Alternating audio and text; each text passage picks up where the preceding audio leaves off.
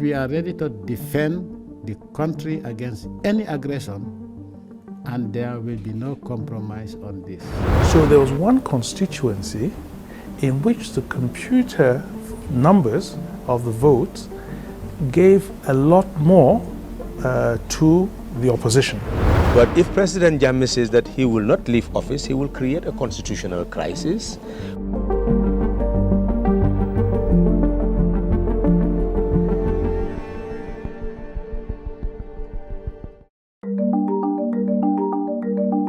There was mistrust between the security forces, with reports that even within the armed forces, some officers were not committed to fighting back should ECOWAS's potential military strike be authorized.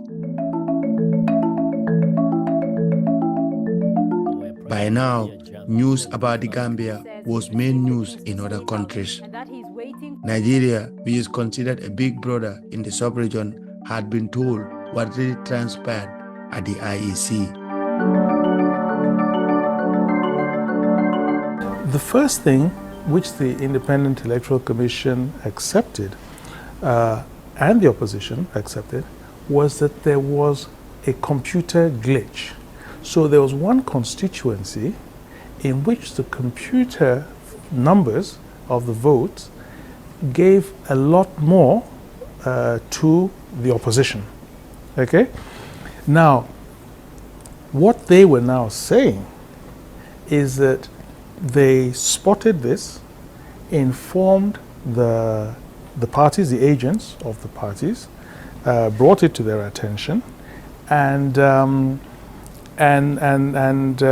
discounted the computer glitch, but said that the manual count, okay, remained exactly the same.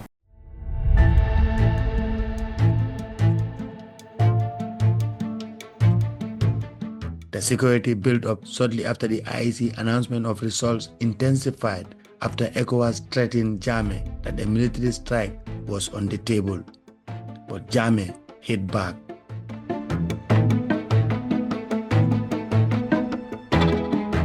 Let me make it very clear that we are ready to defend the country against any aggression, and there will be no compromise on this. My government will, inshallah, never opt for such confrontation unless when we are compelled to defend our sovereignty, independence, and dignity. Defending our sovereignty and total independence is a sacred duty for all patriotic Gambians, more so the Gambia Armed Forces.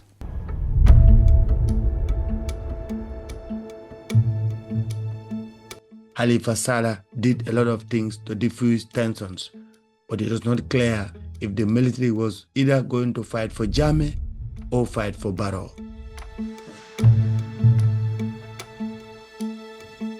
Our outgoing President Jammeh is the head of state of the Gambia, is the commander-in-chief of the armed forces of the Gambia under the present circumstances.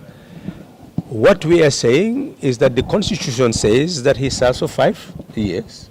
His term will end in January, and when that term ends, it means that he will no longer be the commander-in-chief of the armed forces of the Gambia.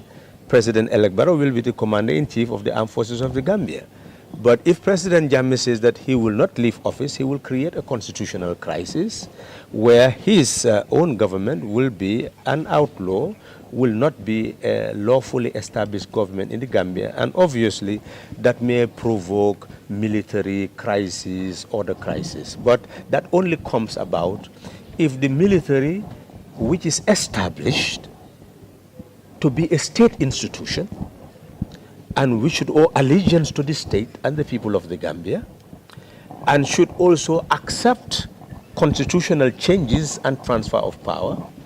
If that military at that material time refuses to recognize the legitimate authority of President-elect Barrow, that's when you have a military crisis. But obviously, if the military does what a Republican military does, that it accepts constitutional change of power, well, you do not anticipate a military crisis of any sort.